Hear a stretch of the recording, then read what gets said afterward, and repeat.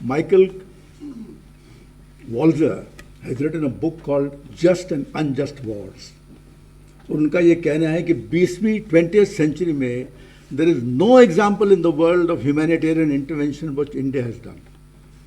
The whole world was watching. The whole world was informed. United Nations were informed. Nobody took action. India did and liberated a country which is going under genocide and brought it free from genocide. That is, मंत्री जी जो आप कह रहे थे, it's been written historically written across the world. लेकिन 3-4 बातें मैं जरूर बताऊंगा. मैं 27 साल का था. I had a son 15 months old whom I had not seen for a day. कोई मेरे दिल में भय नहीं था जब मैं लड़ाई में गया. लेकिन अब 50 साल बाद में जब मैं देखता हूँ लड़ाई के बारे में, मैं 3-4 बातें कहना चाहता हूँ जो मैं समझता हूँ ज़रूरी है इस मौके पे कहने के लिए. सबसे पहले मंत्री ji, it was a victory of democracy over military rule.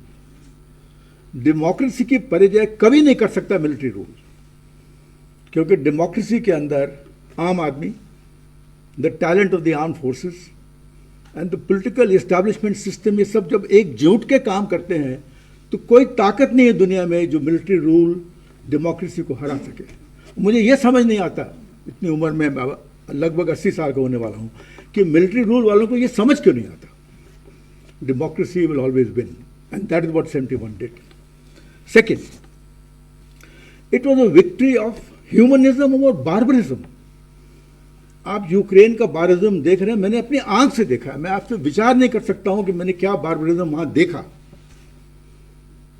किताबों में लिखा गया है, लोगों ने लिखा है, सब लोगों ने लिखा है. But the barbarism which is परपेचुएटेड in Bangladesh is unimaginable and it was a victory of humanism over barbarism. 50 साल के बाद कोई एक ऑथर नहीं है बांग्लादेश में या बाहर जिसने कहा हो कि फौजी, हिंदुस्तान के फौजियों ने किसी भी आदमी को छुआ हो या इस तरीके से व्यवहार किया हो. अभी मंत्री जी ने बताया कि प्रिजनर ऑफ वॉर ने एक दूसरे को सल्यूट किया. It was a victory of humanism over barbarism and we stand for the value of humanism. And third, उसका भी जिक्र मंत्री जी ने किया, it was a victory of liberation over occupation. हमने उनको लिबरेट किया 13 दिन के अंदर फ्रॉम जेनोसाइड. ऑक्यूपाई कुछ नहीं किया हमने. और जब कभी भी हम स्ट्रेटेजिक लेवल पे बातें करते हैं तो ये चीज़ों का सामने आना बहुत ज़रूरी है. मिलिट्री की तरफ से it was a victory of manoeuvre over attrition. Because of manoeuvre we attracted the mind of the adversary. और ये आप लोगों को जिनको नहीं मालूम है, ये सुनकर ताज्जुब होगा कि 12वें-13वें दिन 30,000 पाकिस्तानियों ने ढाका में 3,000 इंडियंस को सरेंडर किया. कोई ऐसा मिसाल नहीं है पूरी दुनिया में इस बात की कि 30,000 पीपल वेल इंट्रेंच्ड, प्रिपेयर्ड, जिनको हुक्म था कि ढाका नहीं छोड़ना है, वो छोड़ के 3,000 लोगों को उन्होंने सरेंडर किया. और ये क्यों किया? बिकॉज आजकल हम लोग विचार करते हैं कि वी आर इनक्रेडिबल इंडिया.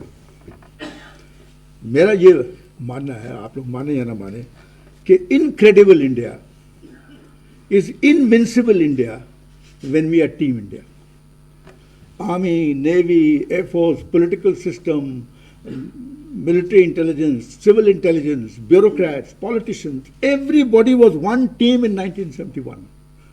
और जब कभी भी हम एकजुट के बन के बनते हैं तो कोई आदमी हमको आंख नहीं उठा सकता हमारे ऊपर. आपने सर भी विचार किया अभी कि तीनों अंग लड़ेंगे इकट्ठे, थिएटर कमांड बनने चाहिए. कुछ लोग कहते हैं नहीं बनने चाहिए, लेकिन सब लोग अपना अपना विचार होता है. लेकिन जब हम एकजुट बन के लड़ेंगे कम कीमत में, डबल फायदा देकर, अपने देशवासियों को हम ये बताएंगे कि दुनिया को मालूम होना चाहिए कि ये फोर्सेस क्या कर सकती हैं और ये क्यों करती हैं. मैं तय दिल से कहना चाहता हूँ, मैंने लगभग 40-45 साल दुनिया का ट्रैवल किया है, फौजों का ट्रैवल किया है. लेकिन मैं ये कहना चाहता हूँ आज आप लोग सबके सामने कि 3 ऐसी खूबियाँ हमारे सोल्जर्स में हैं, आर्मी, नेवी, एयरफोर्स में, जो दुनिया में कहीं नहीं है. पहली, हमारा सोल्जर साइन करता है अनलिमिटेड लायबिलिटी.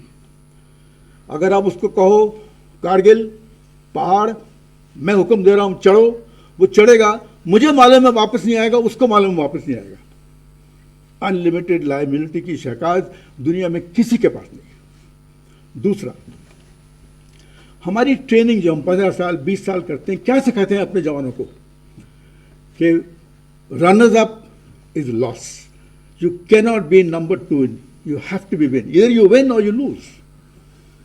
और तीसरी जो सबसे मजबूत बात है हमारे सोल्जर्स के बारे में, हमारे जवानों के बारे में, caste, colour, creed, sex, domicile से हमारा कोई वास्ता नहीं है। यूनिटी इन डाइवर्सिटी, अनेकता में एकता। जब हम एक जान बन के लड़ते हैं तो incredible India does become invincible India, and that is when we are team India. और इस मौके पर ये कहना ज़रूरी है, और मैं चाहता हूँ कि ये रिकॉर्ड में भी जाए, कि मुक्ति बाहिनी की सपोर्ट 1971 में सराहनीय है। कोई ऐसी हिस्ट्री नहीं लिखी जानी चाहिए जिसमें उनकी सपोर्ट के बारे में मालूम ना हो, क्योंकि जब लोग जिन पे जेनोसाइड हो रहा है, जब उनकी मदद में आप जाओ तो आपको पता लगता है कि उनकी भावना क्या है उनके दिल में। और इसलिए अब फलता फूलता देश है बांग्लादेश, हमें खुशी है इस बात की, जैसे मंत्री जी ने बताया, दोनों ने इकट्ठा सेलिब्रेट किया।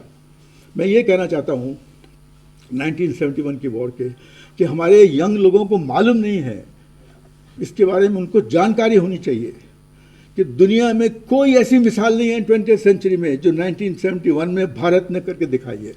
और ये विक्ट्री आर्मी नेवी एयरफोर्स की नहीं है, ये देश की विक्ट्री। देश की विक्ट्री तभी जाएगी लोगों को पता होगा कि हुआ कैसे, क्यों हुई, कैसे हुई, किस लिए हुई। और मंत्री जी, आपके आने से इस बात का विचार फैलेगा, आपके विचारों से और बातें फैलेंगी।